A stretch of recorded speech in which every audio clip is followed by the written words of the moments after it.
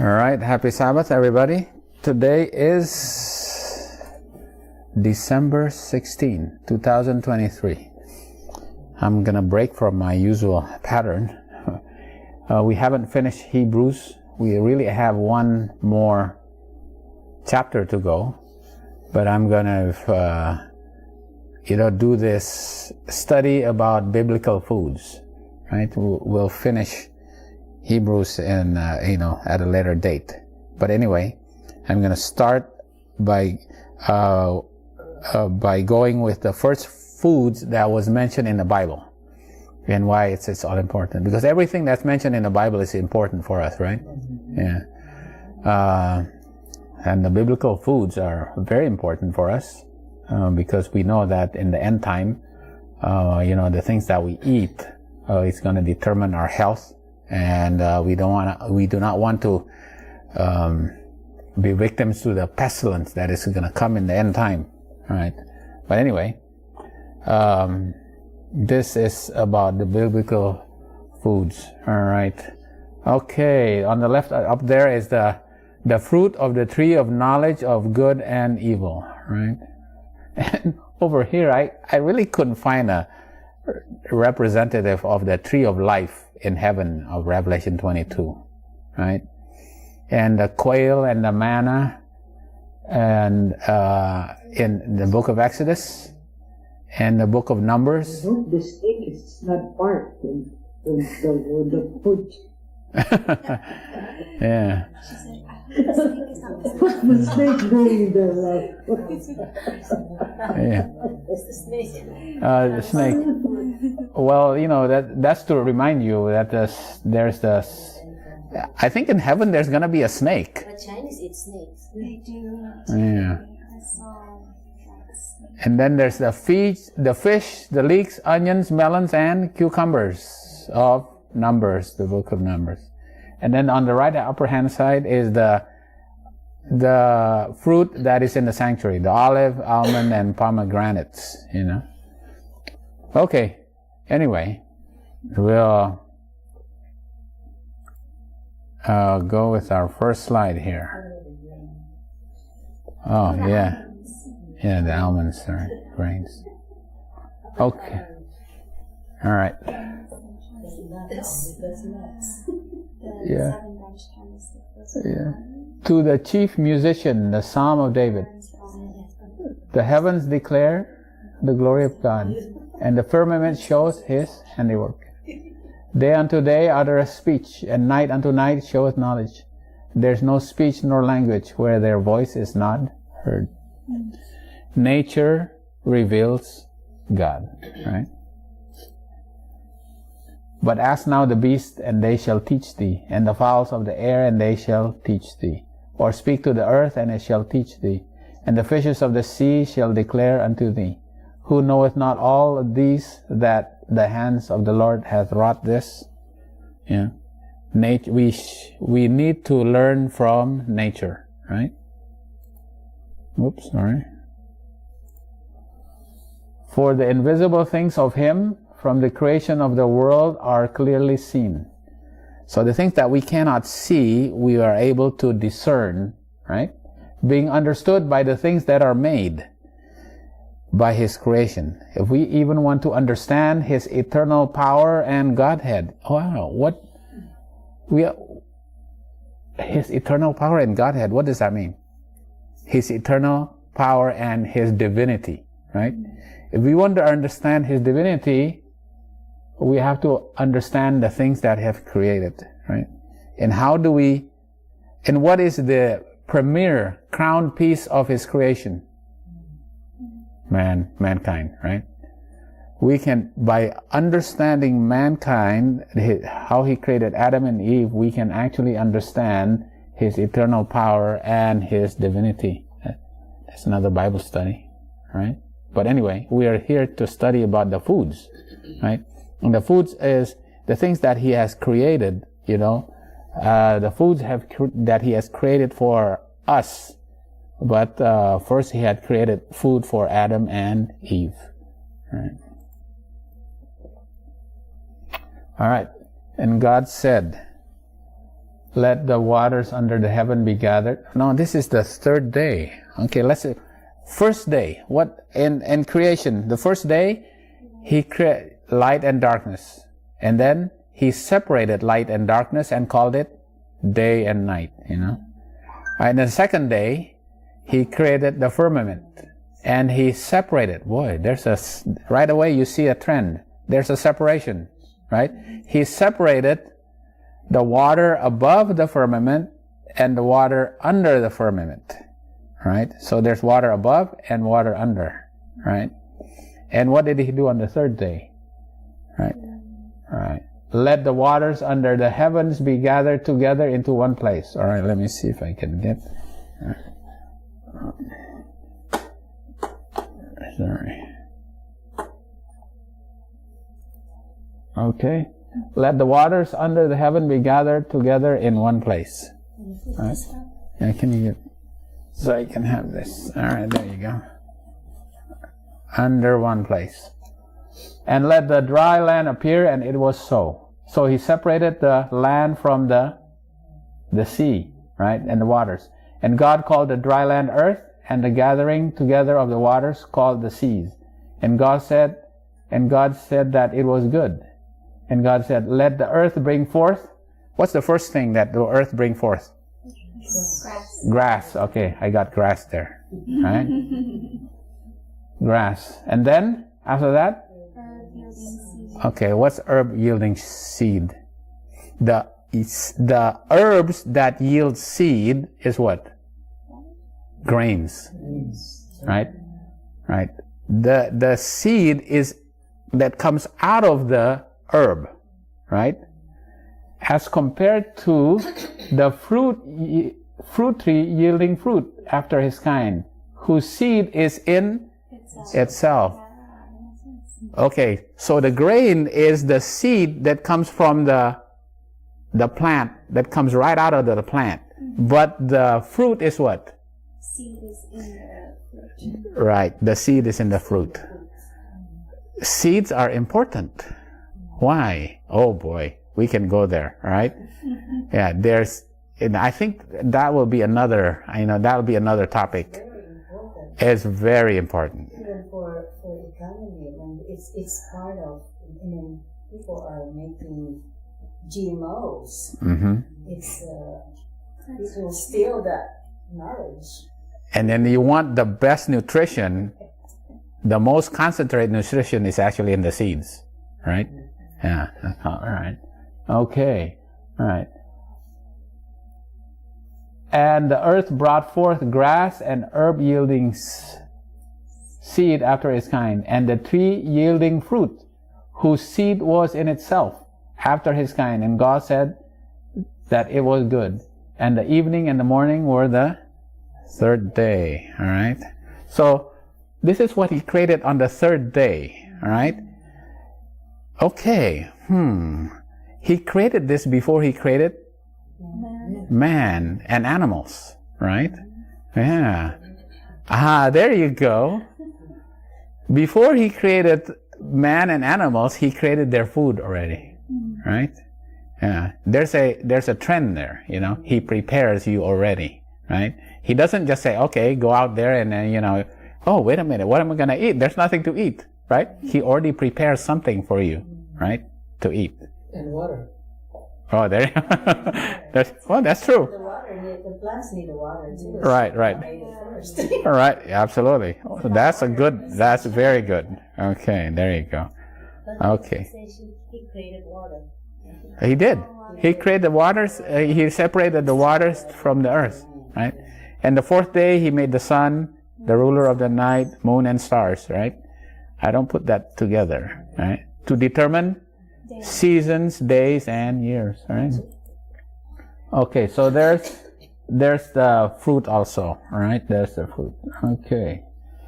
All right. Now I separate these now, the grass on that side and the grains and the fruits on the other side, all right, for a reason. Okay. And God said, behold, now this is the fifth day now. The fifth day, I have given you every herb bearing seed which is upon the face of all the earth, and every tree which is the fruit of the tree yielding seed. To you it shall be for meat. Okay, so what is your food? The herb bearing seed. What is that? Herb bearing seed. The grains, right?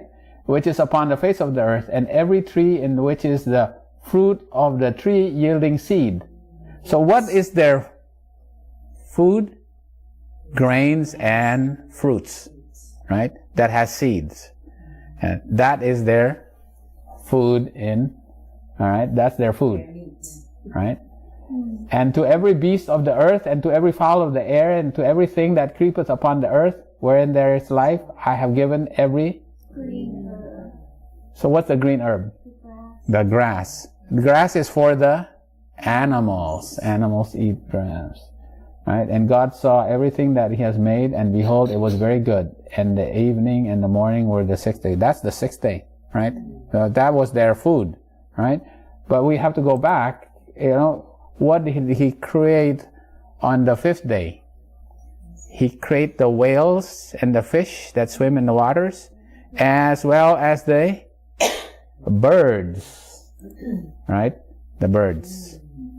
And in the beginning of the sixth day, what did He create? The cattle, living cattle, and the beasts and the creeping animals on the land, right?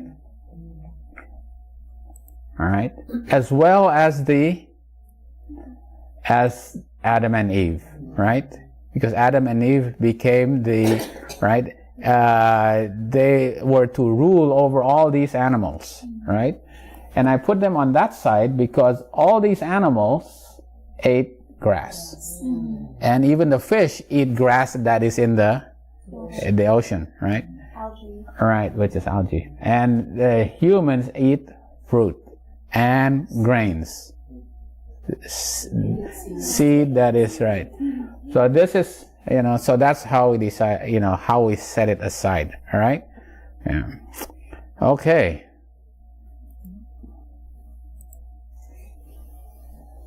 Then He said, then now there's another separation.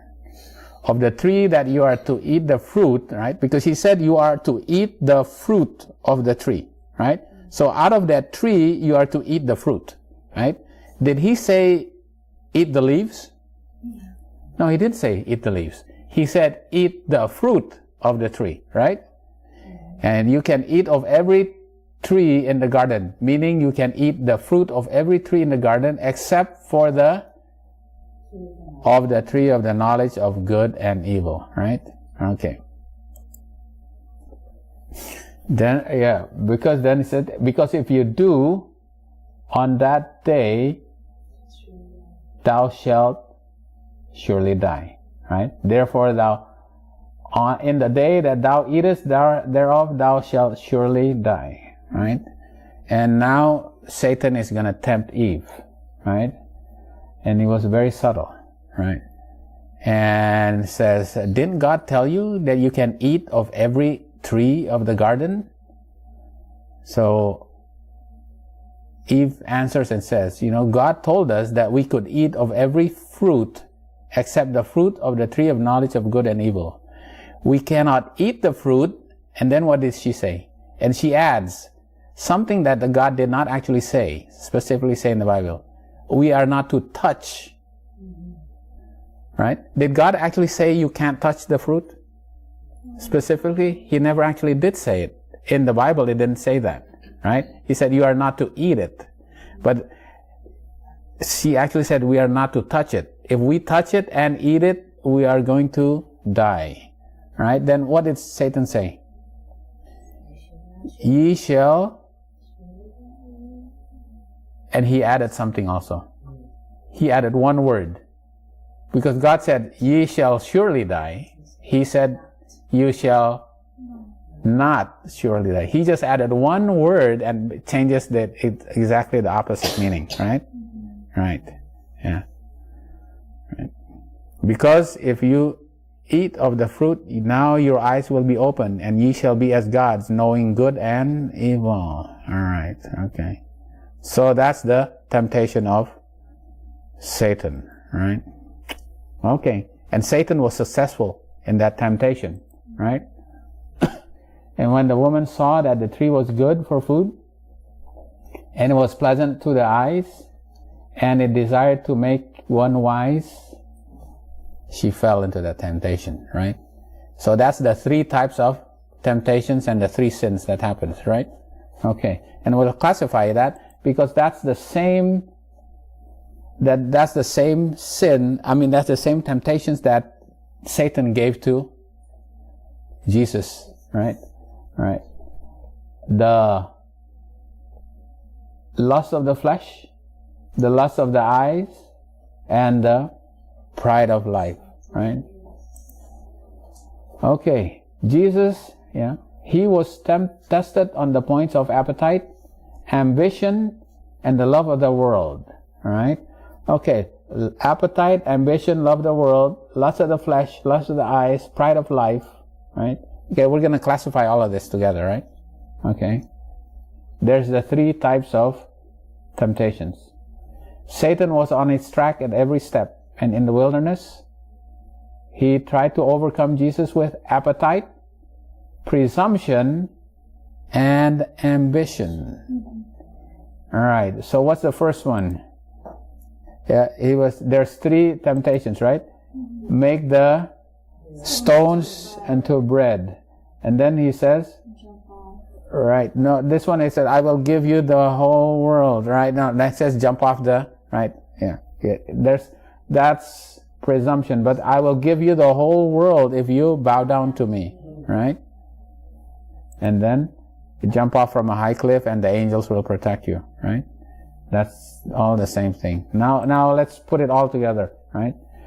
Okay, but Ellen White actually added another one here, right? There's another thing that actually she added. Adam and Eve in Eden were placed under and most favorable circumstances. Yeah, they were perfect.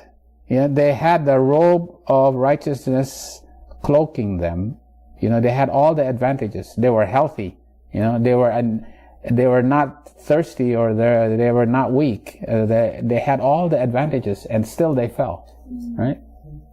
It was their privilege to hold communion with God and the angels. They were without the condemnation of sin. The light of God and angels was with them and round about them. The author of their existence was their teacher. But they fell beneath the power and temptations of the artful foe. 4,000 years had Satan been at work against the government of God, and he had obtained strength and experience from determined practice. Wow. Fallen men had not the advantage of Adam and Eden. They had been separating from God for 4,000 years. The wisdom to understand and power to resist the temptations of Satan had become less and less, until Satan seemed to reign triumphant in the earth. That's why he says, now I think I can even overcome Jesus. Because Jesus has come with the degraded DNA that comes from his mother, right? And that's weak. And he can be thirsty, he can be weak, he can be tired, he can be sleepy, he can be hungry, and I can tempt him, right? Appetite and passion. Okay, there you go. Passion. There's another thing. Passion, all right? Love of the world and presumptuous sins were the great branches of evil, of which every species of crime, violence, and corruption grew. Right, so let's put that all together in the categories, right? So you got, it was good for food, it's appetite, it's lust of the flesh, and passion, right? That's the first temptation, right? It's all under appetite, passion, food, lust of the flesh. The second one, pleasant to the eyes, lust of the eyes, ambition, right? Yeah. You want this world? I can give it to you. Just bow down to me, right? Well, look at the world. Wow, the world looks good, right? Bow down to me. And to make one wise, pride of life, love of the world, and that's presumption, right? Yeah. All these are the basic temptations. It's Satan's modus operandi, right? We have to be wise to his methods, right? And then how to overcome it is how Jesus overcame. All right. Okay. All right. Well, we have to go there. Right. So why did Eve fall to the first temptation? What was the basic reason? And then I put it in, she was intemperate in her desires, right? Intemperance in her appetite, right?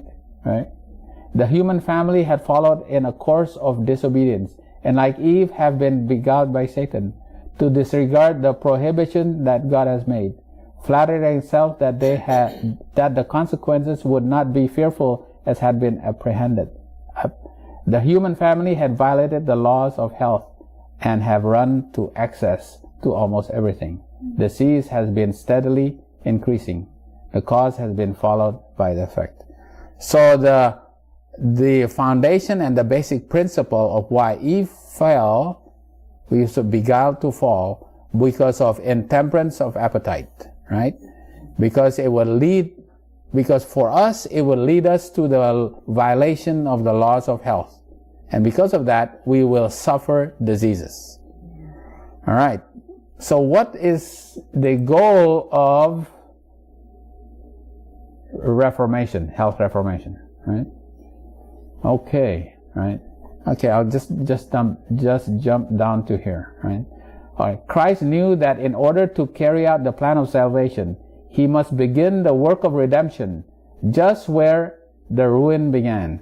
Where did the ruin begin? Yeah, where was the first one? Appetite, right? Appetite. Adam fell on the point of appetite. That's the basic. It's so basic for everything.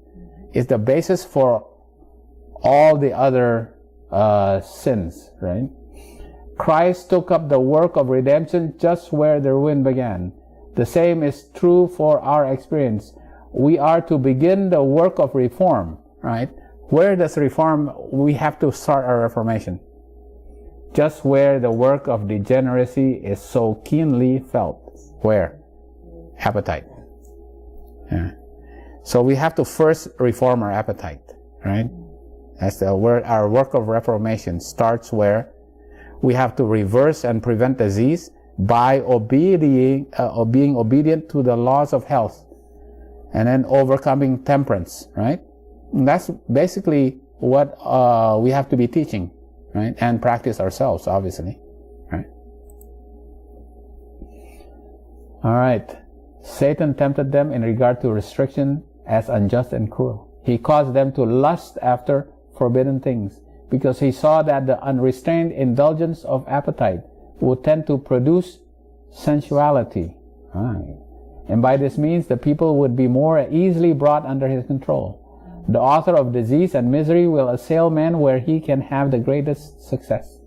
Through temptations addressed to the appetite, he has to a large extent led men into sin, right? From the time when he induced Eve to eat the forbidden fruit. It was by the same means that he had led Israel to murmur against God. Intemperance in eating and drinking led as to does to the indulgence of the lower passions. Right? So when you are intemperate in eating and drinking, it will cause you to be indulgent in the lower passions. Prepares the way for men to disregard all moral obligations. When assailed by temptation, they have little power of resistance. Yeah, because they are already weak with indulgence of food and their passions, and because of that, they are more easily to fall into other temptations. All right. Okay. So what's the food in before sin? It's the fruits and grains, all right? And then there's the fall of sin. Fall into sin. And after that, what did God add for them to eat? No. Right? You have, this is what you have to eat, right? Right. Your herb bearing seed and the fruit of the tree yielding seed is to be for meat, and to every beast, right? This is initially the green herbs was for animals. But after sin, right? And Adam said, because thou hast hearkened to the voice of thy wife, and hast eaten of the tree, right? Now you have to suffer, right? The thorns also and thistles shall it bring forth to thee, and thou shalt now eat what? Right? So after you have sinned, she says, you know what? You have sinned, but you know what? There's something that could help you, even in your condition of having sinned. And what is that? Vegetables. Yeah? It's the herbs. It's what used to be for the animals, but now it's for you, because it can help you, right? And as a matter of fact, you know, a lot of medicines comes from you know, plants and trees and herbs, right? And spices, all right? Yeah. Okay, so vegetables is important because the leaves is where the what is? Medicine, right? The leaves are for where the medicine is, all right? Okay. God is working in behalf of His people. He does not desire them to be without resources, right? He says, okay, I'm going to provide you. He is bringing them back to the diet originally given to man. Okay, He wants us to go back to that diet, right? Their diet is to consist of the foods made from the materials He has provided. The materials principally used in this food will be fruits, all right? Fruits and grains and nuts, and also what? Roots. Okay, that's why I added roots here. Because then you have vegetables and roots also, right? This is why spirit of prophecy is important too, right? You got to get the roots with the vegetables, right? In grains, fruits, vegetables, and nuts are to be found all the food elements that we need, right? That's what we need, right? Okay. All right. Pre-lapsarian prescribed diet: grains, fruits, and nuts. After they sin, you added vegetables and roots, right? Like potatoes, yams, vegetables, you know. Okay. All right. Okay. When you know, and after that, the antediluvian people, they started eating meat at the, you know, before Noah's time. And during the time of Noah, they became so degenerate because their passion was excited by eating meat, right? And they became so wicked. And they lived for like 600 years. And for 600 years, they were sinning continually. And God said, that's enough, right? All these people are living for so long and they are so wicked. I have to destroy them, right? But when I destroy them with the flood, there's going to be a problem, yeah? Because now there's not going to be any vegetations, right? So when Noah had to bring the animals into the ark, yeah, God divided them into clean and unclean before the flood. He separated them clean and unclean before the flood. Because why? There were 7 of the clean and then 1 of the unclean. Because after the flood, there's not going to be any vegetations. And now you can, now God says you can eat the clean meats. Oh, I see. Right? So interesting. But remember, God already prepared that before the flood. He said, okay, here's the clean, here's the unclean. Right?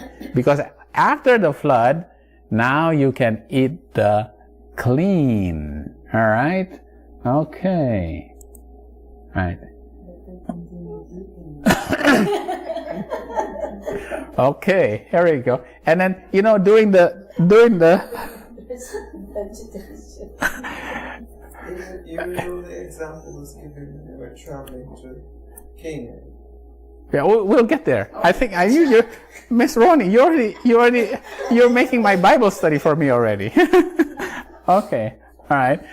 In the time of Noah, there's two animals specifically, two birds, right? There's the dove and the right. What's the difference between a dove and a raven? One is clean and one is unclean, right? Yeah. And the raven, when you let that raven out, did the raven come back? No. Why? Ate the flesh. It ate the flesh. It was an omnivore and eats flesh. And that's why it doesn't need. The dead meat.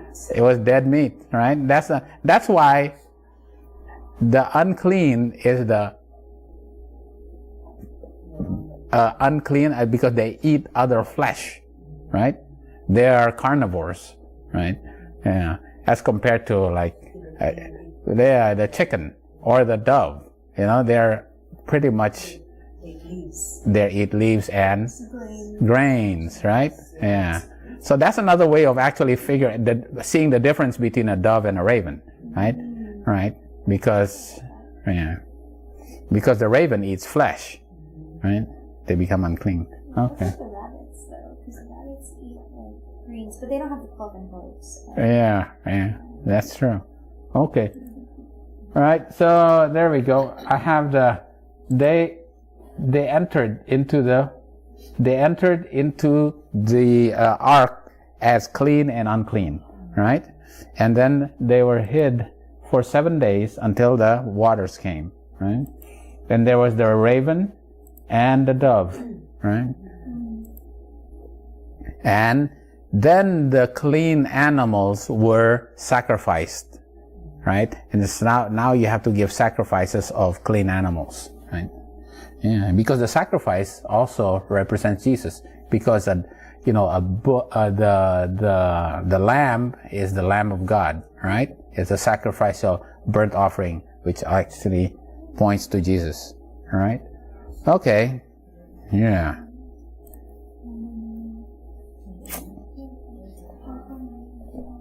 All right. God gave our first parents the food they designed that the race should eat. It was contrary to his plan to have the life of any creature taken. There was to be no death in Eden. The fruit of the trees in the garden was the food man once required. God gave man no permission to eat animal food until after the flood, right? Everything that had been destroyed upon which man could subsist, and therefore the Lord, in their necessity, gave Noah permission to eat the clean animals which he had taken with him into the ark. But animal food was not the most healthy article food for men. Okay? All right. After the flood, the people ate largely of animal food. God saw that the ways of men are corrupt, and that he was disposed to exalt himself proudly against his Creator and to follow the inclinations of his own heart. It excites your passions, and now you want to disobey God. And he permitted that long-lived race to eat animal food to what? Shorten their sinful lives. I had actually thought about that. Like, why didn't God just give manna then if the animals are so unhealthy for people? But he kind of gave them the opportunity to, if you are able to control your passions, then you might be able to live longer. Right. By giving them the opportunity to eat meat, and they took that opportunity and ate a lot of meat. Right. And it shortened their lives. Because when you look at the Noah, before Noah, what was their lifespan? Hundreds of years. 600 to 800, 900 years. And they were sinners who were degenerate sinners for 600 to 900 years. God said, I can't have this. This is too much. I should shorten their lives. Wow. Give them meat so their lives will be shortened. After the flood, they're like 140, 200 because of meat. And God had, because they were sinning continually, right? Yeah. Soon after the flood, the race began to rapidly decrease in size and length of years. I guess the Filipinos didn't like them, huh? Just kidding. What else too? Look at this.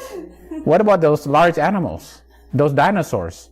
There were a class of very large animals, like dinosaurs, which perished at the flood. God knew that the strength of man would decrease, and those mammoth animals could not be controlled by feeble man. Wow, that's why. That's why the dinosaurs perished. Why? Because these weak people cannot control these big dinosaurs. They can't rule over them anymore. No. Wow. I learned something. I thought I read this before, but I didn't. That's what is in mammoth elephants. Yeah. Mm-hmm. Okay. All right. Now we go to the Israelites. All right. Okay. God, because the Israelites, they forgot everything. They forgot the law of God. They forgot the law of health. Everything that was given. All right. The clean and unclean food, and they were eating everything that was the Egyptians fed them. Right. God brought the Israelites from Egypt that He might establish them in the land of Canaan, a pure, holy, and happy people. In the accomplishment of this object, He subjected them to a course of discipline. All right, I'm going to teach you, right? Both for their own good and for the good of their posterity. Had they been willing to deny appetite, right, in obedience to His wise restrictions, feebleness and disease would have been unknown among them. Okay, what is this? This is the principles of health reform. So bringing them out of Egypt, God had to teach them health reform, right? Right. Their descendants would have possessed both physical and mental strength. They would have had clear perceptions of truth and duty, keen discrimination, and sound judgment. All right, I keep going, all right? Okay. All right. All right. 1 Corinthians 10, verse 7 to 11. Right? But what did they do? They murmured in the in the wilderness, right? Yeah. All these things that they did in the desert, in the wilderness, happened unto them for ensamples, that they are written for our admonition, upon whom the ends of the world are come. Right? I have to stop here because this is so important. This is so important because we have to understand what ensample means, right? Right. So when they were going out of Egypt, they had to go through a health reform to get to Canaan, to prepare them to go to Canaan, right? But they're a type of what is happening to us. We want to come out of the bondage of sin and go to heaven, right? For them, they are walking out of Egypt, which is like a bondage of sin, but they're also going to spiritual heaven, right? It's like them walking to spiritual heaven because that's why they are a shadow of us. We are trying to walk in the narrow path to get to literal heaven. They are walking in the wilderness to get to spiritual heaven. That's why they are shadows of us. That's why they are ensamples, and ensamples means shadow. They are a shadow of us, all right? Okay, so are they examples? No. In a way, they are examples. But you know what? They are shadows of us. Ah, that's pretty scary, right? Yeah, pretty scary. Okay, so we will go through this, right? We'll go through this. They came out of Etham, being led by the pillar of fire and the cloud in the daytime, right? Which represents Jesus, right? And they passed the Red Sea, right? And they got to their first place where they were to receive their health reformation, and it was at Mara, right? Because there they ran out of what? Water. They ran out of water. And what did Moses do? What did Moses do? Put a branch in. He cried and he showed him a tree which when he had cast into the waters were made sweet, right? It was a tree. Now Ellen White actually says it's a bush, right? It's actually a bush, right? All right. And then now he gives the requirement of the health reformation, right? If thou wilt diligently hearken to the voice of the Lord thy God, and wilt do that which is right in his sight, and wilt give ear to his commandments, and keep all his statutes, I will put none of these diseases upon thee, which I have brought upon the Egyptians. For I am the Lord that healeth thee. All right here is the health reformation, right? Said, you know what? I will prevent you, okay? I will prevent you from getting the diseases of Egypt, right? And why did he say prevention? I will put none of these diseases upon thee. I will prevent the diseases of Egypt. Not only that, if you get the disease of Egypt, what will I do?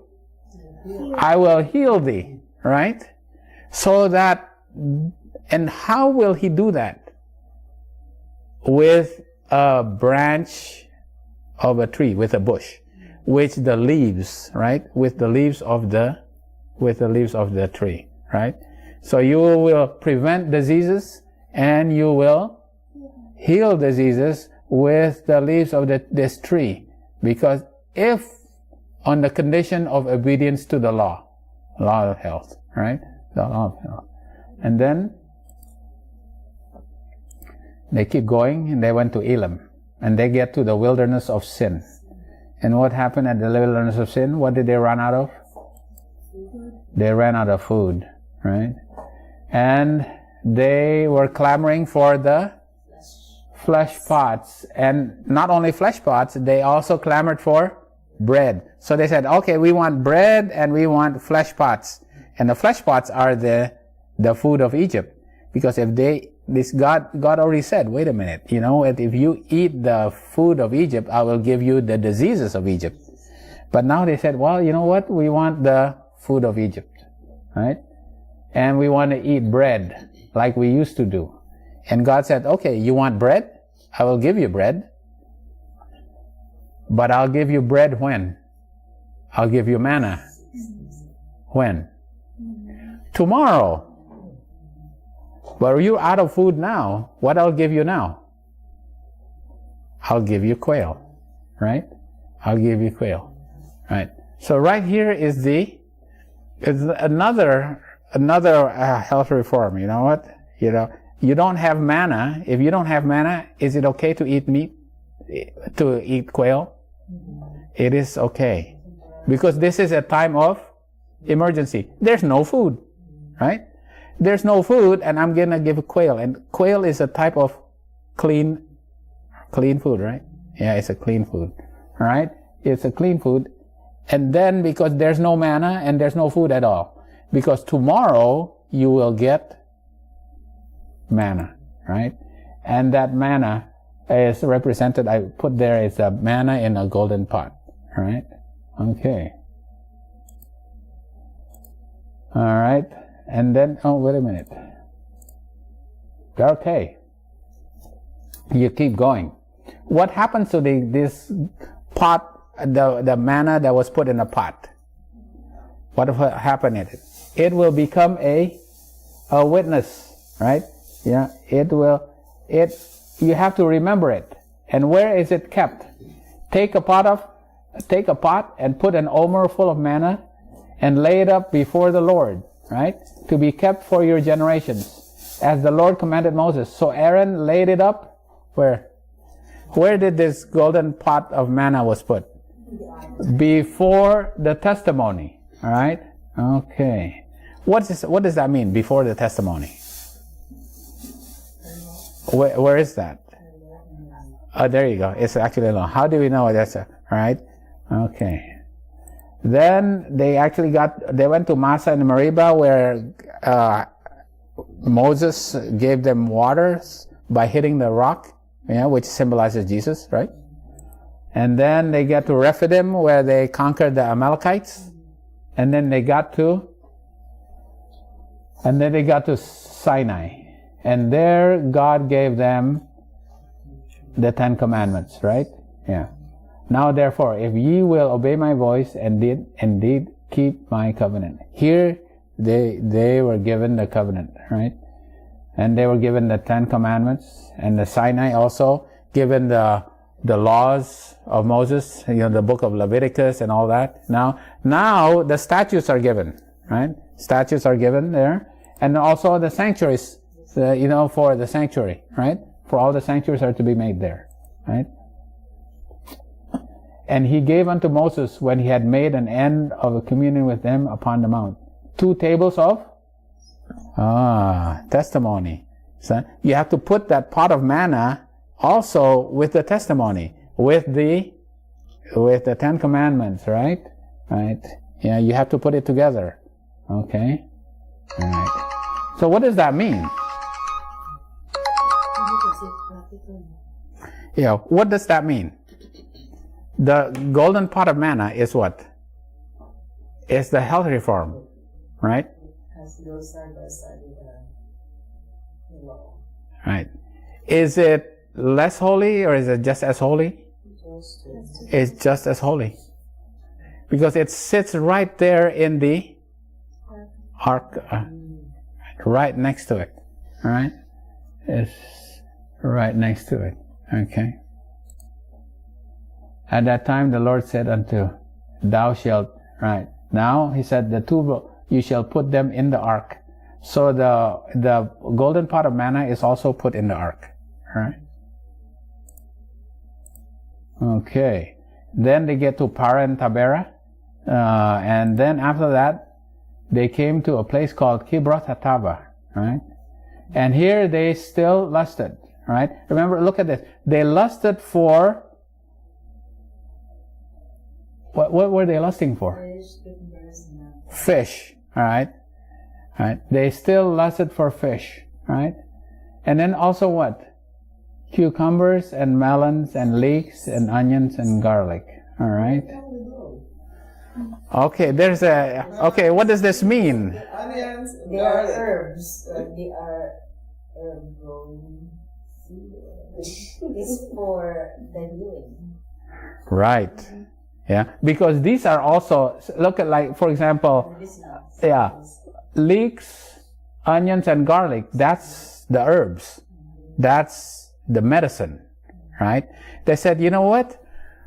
Okay, if I still lust for Egyptian food where I was eating in Egypt, which will give me high blood pressure and high cholesterol and gout and all that, but if I take it with medicine, won't it still be okay? It's okay, I'll just take my Lipitor. Yeah, I take my medicines. You know what? My blood pressure becomes in control. Cholesterol is in control. I don't suffer gout. But I continue to eat fish. Is that okay? And what did God say? Even before it passed their mouth, right? They died, right? That's in Psalms. And they tempted God in their heart by asking meat for their lust, right? Oops, sorry. Okay. All right. It's like they were so overcome by their appetite that they forgot what God had done for them, how He had taken them out of Egypt. I'm sure they had meat in Egypt, but they were also slaves. The other thing is too, this is amazing thing. That's very good. They still had to gradually be taught what to eat, right? They had to gradually learn. Yeah, they had to gradually, right? The thing about it is, when you look at what was given in Sinai, and Sinai, the book of Leviticus was given. And the book of Leviticus says, okay, here's the clean and unclean meats, right? You have the clean and then fish is considered, fish can be clean also, right? And quail is also clean. But why did they die before they could even eat the quail when quail is actually clean? It was not the meat that was making them sick. It was the lust of the flesh, right? That's right. They're lust of the flesh. But there's an important thing here too, because when you look at the whole picture, right? They are going to go to Canaan, which is spiritual heaven, right? God is trying to prepare them.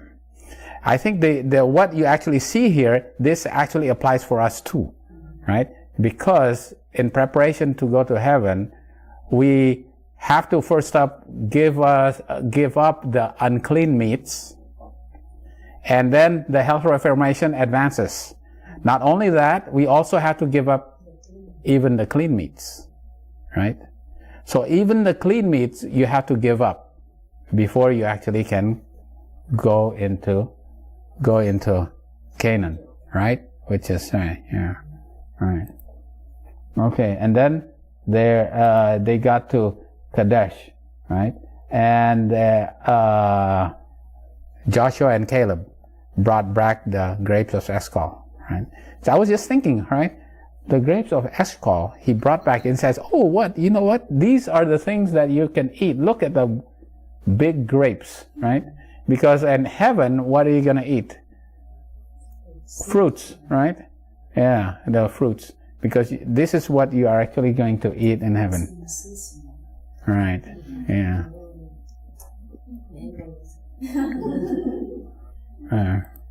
Okay.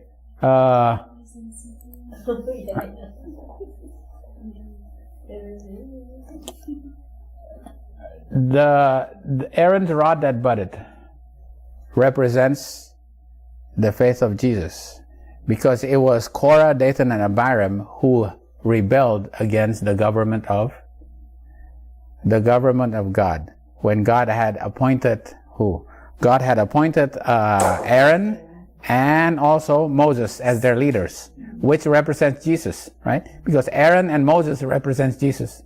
And they rebelled against that. They said, you know what? We want to be leaders. Why can't we be leaders, and why can't we be priests when they're not, when God already appointed them?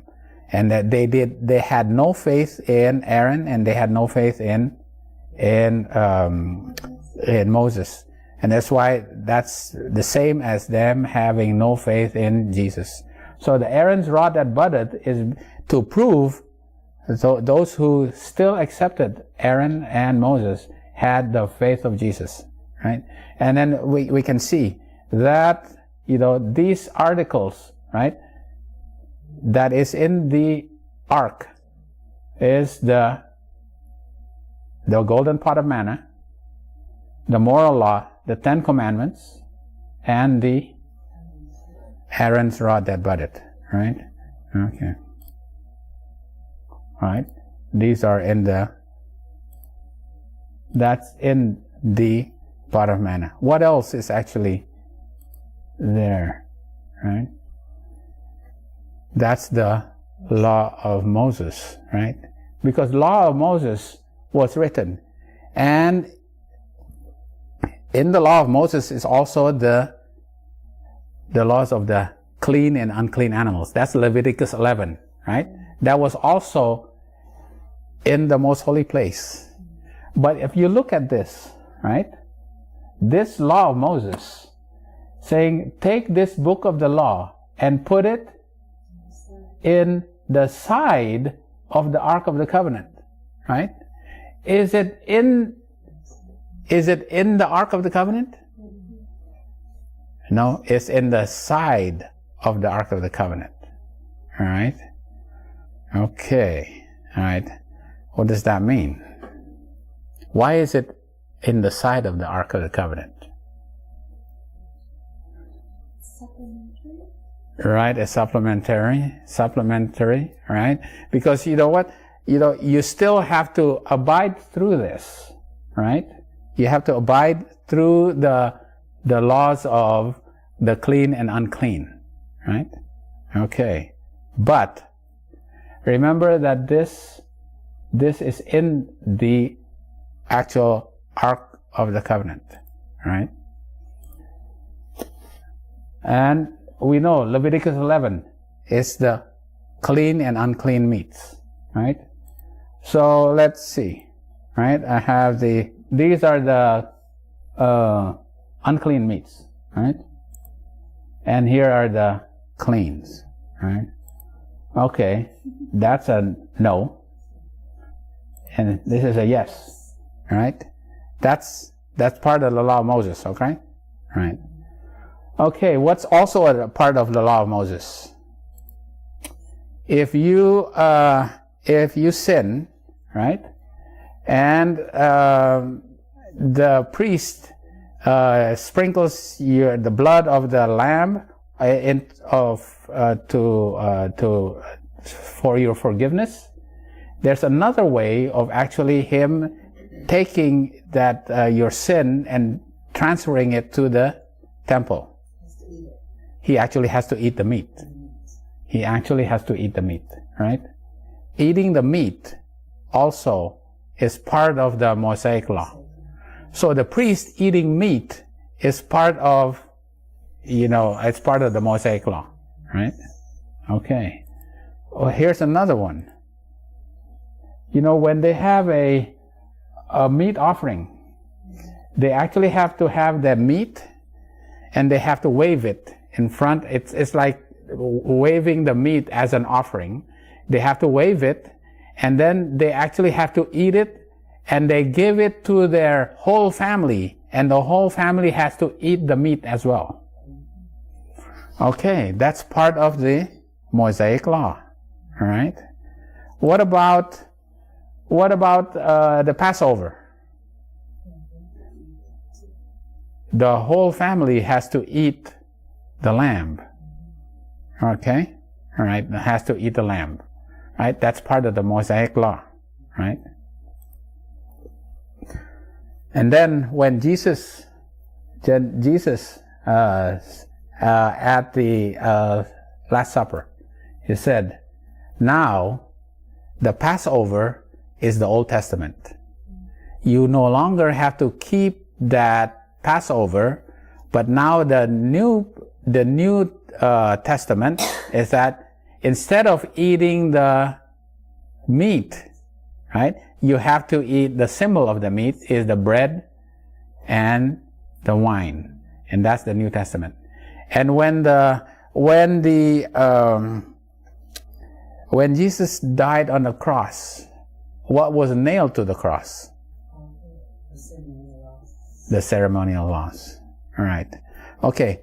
This is why, at that time, when Jesus was on earth, it was still okay for the ceremonial law to be in effect. People can still eat the lamb, right? But after that, no more ceremonial law, right? Because when you go to heaven, right? When you go to heaven, and Ellen White, I'm just going to go to the where I'm trying to get this. When you go to heaven, and Ellen White said, when she actually saw the most holy place, she saw the Aaron rod that budded, she saw the 10 Commandments, and she saw the golden pot of manna in heaven. Did she see the Mosaic law in heaven? There's no Mosaic law. And Jesus is right now working in the most holy place, right? And that Mosaic law, right, we had to follow that, but now the health reformation is progressing to the part that where what applies now is the golden pot of manna for the health reformation. While Jesus is in the most holy place, the health reformation advances, right? And the golden pot of manna symbolizes what? Is it still okay to eat the flesh of even clean animals? The golden pot of manna, health reformation says, is no longer, you do not need to eat this, because in preparation for you to go to Canaan, to go to literal heaven, there's not going to be any death there. You're not going to even eat clean animals. So that now you can actually have a real answer for why it was okay at that time to eat meat. Even Jesus says, okay, you can eat the fish, right? And then as part of the ceremonial law, you can eat the lamb, right? But now that he is in heaven, and he's now working in the most holy place, what applies is the health law of the golden pot of manna, which actually says that even clean meats is no longer necessary, because you are not going to be eating dead animals in heaven. All right. So that's probably a long way of actually figuring out, so that we can understand an explanation, for us to give an answer for one of the most commonly asked question, when I give these studies, is that it's okay. When Jesus was on earth, he allowed people to eat fish, right? And in the ceremonial law, with the ceremonial law that was in effect when Jesus was on earth, he said you can eat the Passover lamb, right? But why? What happens now? Can't we continue to do that? Because that ceremonial law is no longer, right? Even though it's necessary, it's no longer. We need to advance from that ceremonial law now to the golden pot of manna, which is in the most holy place, and that's what we need to abide, right? Because now even clean meats are not permitted. Right? Yeah. Okay. All right. Yeah. So that's. We're not done with this one. I still have more, because I think the next time we're going to go into the part where health reformation still advances. Because what about the products of clean meat? Like milk, eggs, cream, and butter. Will there be a time when even that will have to be given up, right? So that's part of the next part of this study. All right. Okay. So anything to add? All right. Follow where Jesus is. Yeah, we have to follow where Jesus is. All right. Okay. And that is a more sure word of prophecy. All right.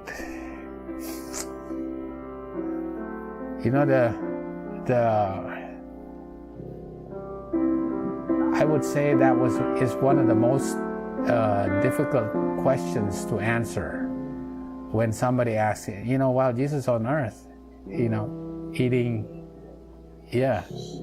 fish, because some people will actually argue from the Bible. It says, well, you know what? It does not